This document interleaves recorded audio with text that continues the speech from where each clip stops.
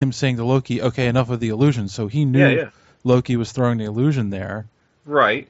But I think that's different. That's what I'm saying is that Thor was walking up to Loki's cell. He knows what Loki's capable of, and he can know full well that Loki would not be reacting in that position if he had knowing what he knew, because that was after the death of their mother. Right. That he knows how close they were. He and would know that Loki would not just sit there and grandstand. He would be torn apart by it. So it's not so much of being able to see through his glamours as knowing his brother. All right, I'll give you that. I'll go with Thor. Just isn't the brightest. Brightest bulb on. There's that too. Yeah.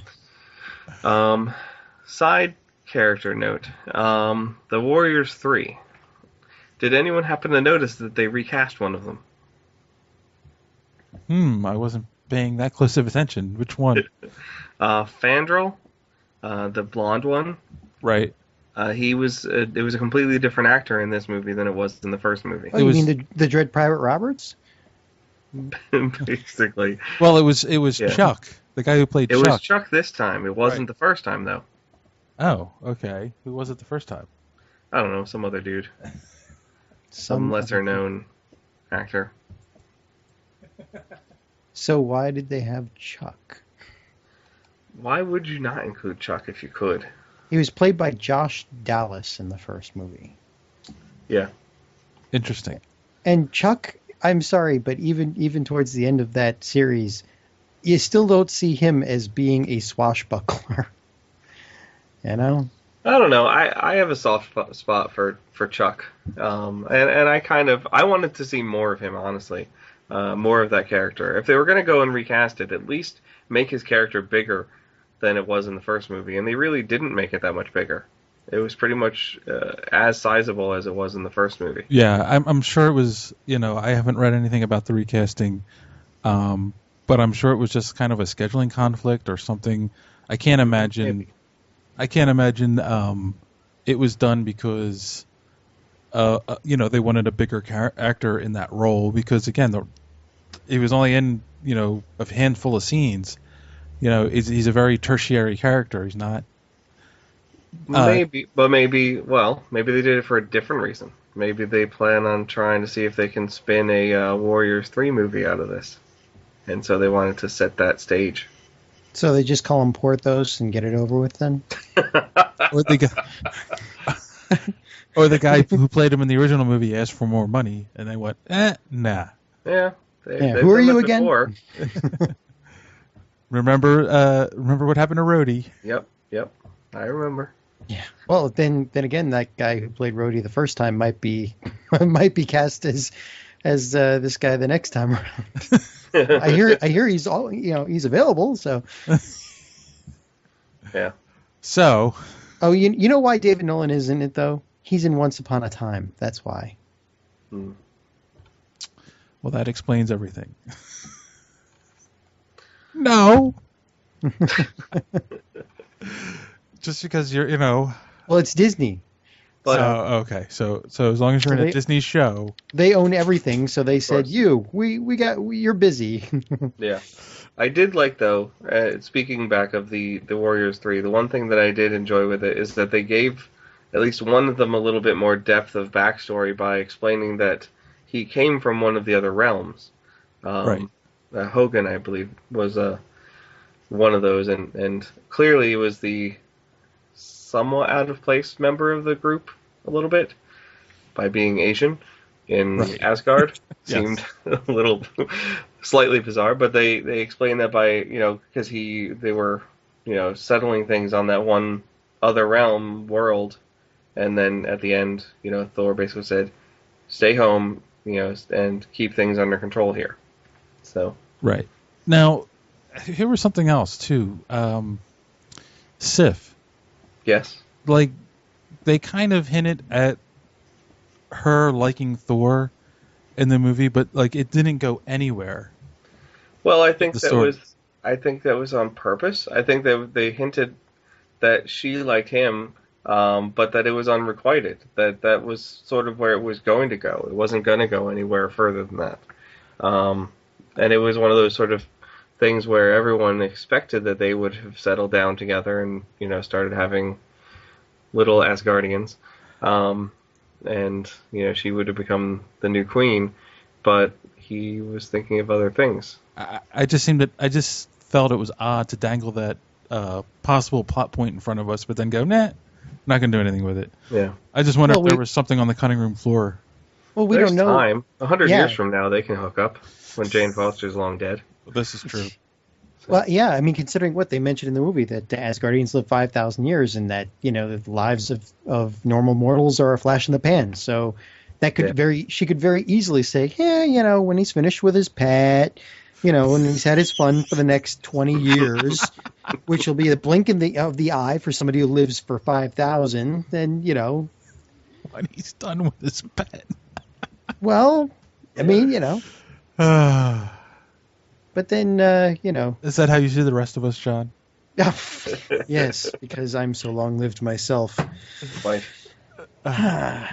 But they could do something with it in the next film. So there is going to be a Thor 3, right?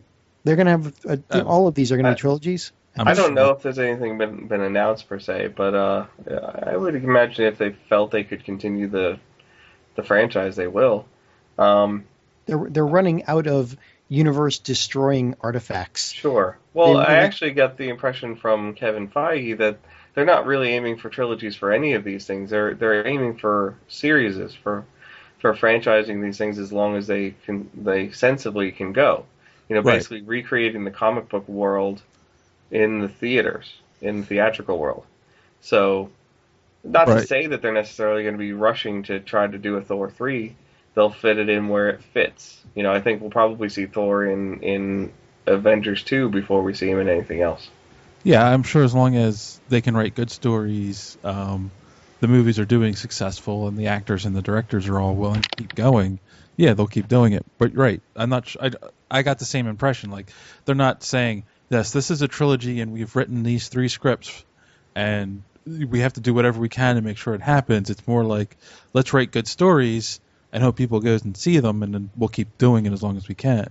Right. Well, they have something long-term going because of the now mandatory let's sit through the credits and wait for the little, teaser at the end. Yeah. Right. Although I have to say, along those lines, the end credit scene, I love that scene. Like, I mean, I don't need the sappy, he comes back and kisses her thing necessarily, although I thought that was fine. I love the whatever that beast was running around trying to catch birds in that lot. And as we all know, Tuesday, this will go up the day after Agents of S.H.I.E.L.D., there's supposed to be a tie-in to the movie, and I'm just hoping beyond hope that creature shows up.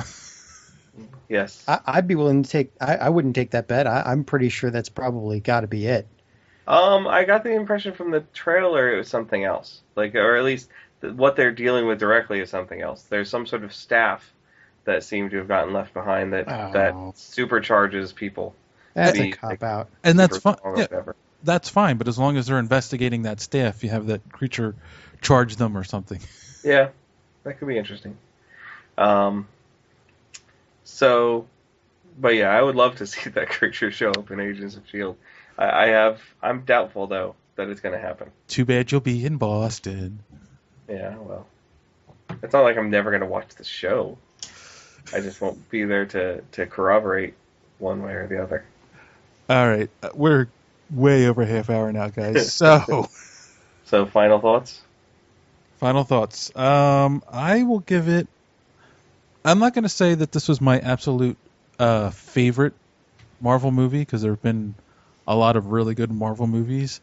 I will give it 7.5 out of 10 capes, though. It was definitely better than the first one. And I hope that they keep going with Thor. Well, as for me, I think Thor, the Dark Thing That Keeps the Plot Going, was a really good movie. And I read one review on HuffPost. The guy, and I completely agree with the guy. The first half of the movie was kind of like, oh wow, more explanation, really? Oh good, subtitles too. Oh, that's awesome. And then the second half, they remembered, hey, this is a superhero movie. Let's have lots of punching and fighting and a lot of property damage, and it worked. So yeah, it really is worth seeing. It really is. So to be fair, there was less property damage in this than there was in Man of Steel. Yes. Oh, yeah. And if you notice in that last scene with Odin/Loki, all the columns seemed magically repaired. Yeah, I noticed that too. But the throne was not. So. You see, they had all the little robots come out after all the columns got destroyed. After they backed the ship back out and cleaned the place up. But, well, yeah, that's what you get with a technologically advanced CGI pipe organ that you live in. Yes, I liked the pipe organ too. Oh no! Did you notice how much that looked like the Palace of Ming from what was it? Flash Gordon, the movie from the 80s? I don't remember that movie well enough to compare, unfortunately. It looked so much like the Palace of Ming. I'm telling you, this movie, you could do MST3K all throughout. You could not get enough comments in. But anyway, so yes, I liked it. Go see it. Do you have a cape rating? Oh, sure. I'll give this like an 8.5. So, I definitely did enjoy it a lot. One of the things that I found amusing is there was the scene where Thor finally takes down Malekith, and there's a decent amount of footage that happens after that. My son was clapping from that point through to the end of the movie, just sitting there clapping away. Is that because he knew it was going to be over soon? Or? No, he just was. It was the happy ending he was waiting for, and he was thrilled with it, and I just found that hilarious. But no, I thought it was a really good movie. Like I said, I love the humor in it. I love the twists and turns that, especially with Loki and the illusions that were cast, leading you one way when it was actually something else. So I would give it an 8. I'll give it a solid 8. I think it's better than Man of Steel, but I still enjoyed Iron Man 3 a little bit more. So. Better than Man of Steel leaves a lot of wiggle room there. You That does. Well, I rated Man of Steel decently high, so I'm saying in my book, that's where it falls between. All right. So and we're not gonna talk about that other end credit scene. We're just not. We're not going to talk about the setup for Guardians of the Galaxy? What? Huh? I have no idea what setup you're talking about Guardians of the Galaxy about.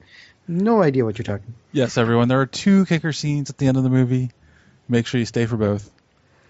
Definitely stay for the latter one. The first one, I understand what they're doing with it. It just felt like such a non sequitur. It just did not seem to fit with the movie at all. That's my only thought on that. Yes, I agree. It didn't really fit. There was no explanation of why they did what they did, and other than, hey, this guy's going to be the villain in Guardians of the Galaxy. We'll hand him something now. So you guys know who he is when it comes out next summer. We bequeath you the MacGuffin. I do not think it means what you think it means. Hey, John. It's going to mean whatever I want it to mean at this point. It seems that way. John. Yes, what? Is that a new cape you're wearing? Don't let it get caught in the door. All right, everyone. Have a good week. Oh, God. Thanks. Hey everyone, you just listened to an episode of Superhero Speak. This is Dave. You can reach me at dave@superheroespeak.com. Also, if you're listening to this through the website, did you know you can go to iTunes and subscribe to it? So check us out there. And this is Ben from Superhero Speak, which you can reach at ben@superheroespeak.com. And did you know you could also follow us on our Facebook page, which is facebook.com/superheroespeak.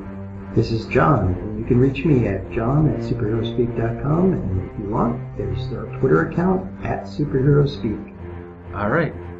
Thanks, and check us out at those spots.